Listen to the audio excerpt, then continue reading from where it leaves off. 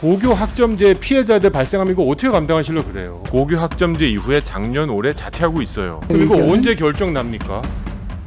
지금 이거 언제 결정하실 겁니까? 아무리 빨라도 한 12월. 걱정 안 해도 되겠다 그 말이죠. 설문조사한 것도 있습니다. 그 결과 알고 계시죠? 네. 그거에 대한 신뢰성은 인정하시는 거죠? 학교를 통폐합해달라고 요구하는 일이 전략적 자퇴라는 표현까지 지금 나오고 있습니다. 이게 문제가 심각한 겁니다. 어떻게 생각하십니까?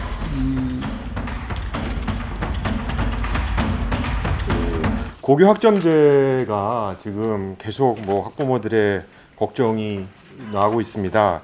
그러다 보니 제가 예결 소위에서도 여러 번 질의를 드렸는데 설문조사에 대해서 한번 말씀을 드렸더니 사설 학원에 대한 설문조사에 대해서 믿지 못하겠다라는 발언을 하셨는데 그 이후로 세계 교원단체가 합동으로 설문조사한 것도 있습니다. 그 결과 알고 계시죠? 네. 그거에 대한 신뢰성은 인정하시는 거죠? 그러니까 그 이후에 그 평가원에서 또 한 것도 있고 그래서 저는 여기 두세 가지만 좀 말씀드릴게요. 네네. 첫 번째는 70% 그럼 거의 다라는 소리인데 고교 학점제가 시행됨에 따라 과목 선택이나 진로 선택을 위해서 학원 컨설팅이 필요하다. 그러니까 얼마 전에 국회에서 나온 보고서에도 사교육을 더 늘릴 수 있다라는 얘기를 하고 있습니다. 현실이 벌어지고 있고요. 아예 내용이 아니라 과목 디자인을 지금 컨설팅 받고 있는 현실입니다. 이거 개선하지 않으면 사교육 더 늘어나는 겁니다. 이거는 반드시 답을 찾으셔야 된다고 생각하고요. 그다음에 두 번째는 이 과정에서 얼마 전에 과천에서 학부모들께서 자신의 자녀들이 다니는 학교를 통폐합해달라고 요구하는 일이 있었습니다. 알고 계십니까? 네. 저는 이거 굉장히 의외의 상황입니다. 학교 통폐합은 어느 정부나 시도했었는데 동문회가 반대한다거나 재학생인 학부모가 반대해서 이루어지지 않고 있었는데 지금은 학부모님들이 나서서 통폐합을 요구하고 있습니다.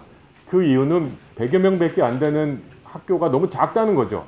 고교 학점제에 너무 불이익을 당한다는 겁니다. 서울에서만도 벌써 2,400명 자퇴했고 전략적 자퇴라는 표현까지 지금 나오고 있습니다. 학교에서 아이들을 자퇴시키는 게 고교 학점제의 목적은 아니잖아요.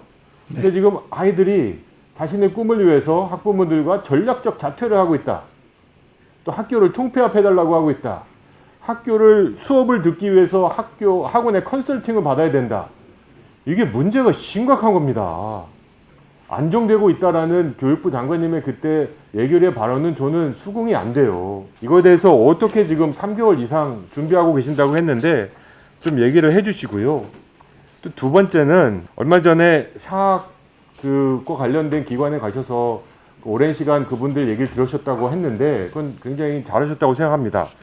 제가 대한교육기관, 대한학교, 대한교육기관에 관심 있는 건 아실 텐데요. 이분들이 얘기하는 것 중에 하나가 학력이 인정되는 대한학교에서조차 교과서 지원이 안 되는 학교들이 있습니다. 이건 안 된다고 생각해요.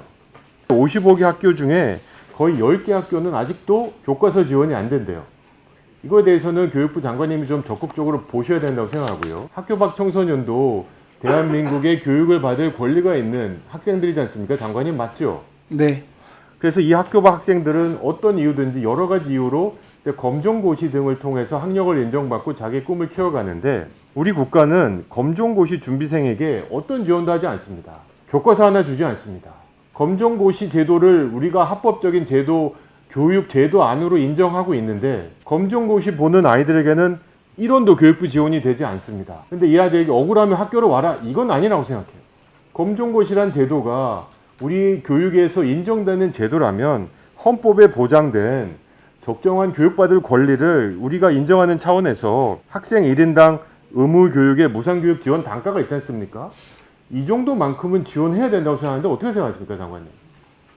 논리적으로. 네. 맞아. 질문 다 듣고. 예, 알겠습니다. 그럼 마지막으로는 네. 저희가 우리 김용우 위원장님도 오셔서 저희 지역에서 초등학교 학생들이 한 60-70명 와가지고 여기서 시끌벅적한 적이 있었는데요. 학교에 뭐 필요하세요 물어봤더니요. 체험학습을 안 간대요. 우리 학교 이게 필요합니다. 이걸 바꿔야 됩니다. 이제 장관 나오면 우리 학생의 얘기를 제가 꼭 전달해드리도록 하겠습니다. 얼마 전에 체험학습 속초인가요? 사고 난 이후로 체험학습을 한 80% 학교에서 없애버렸어요. 체험학습 가고 싶다고 아우성입니다. 이 세 가지 어떻게 생각하십니까? 의원님께서 염려하시는 고교 학점제 관련해서 그 세 가지 그 우려되는 사항에 대해서 그 일정하게 현실은 알고 있고요.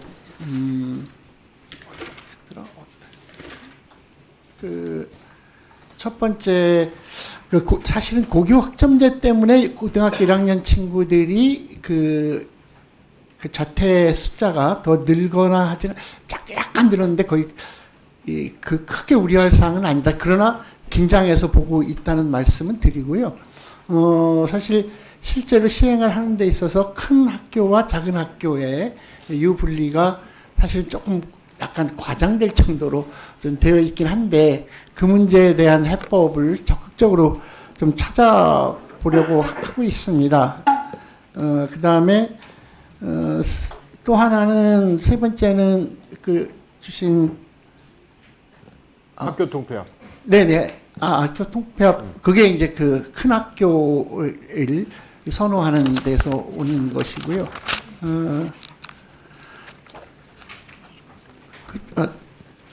학원 컨설팅. 네. 아유, 죄송합니다.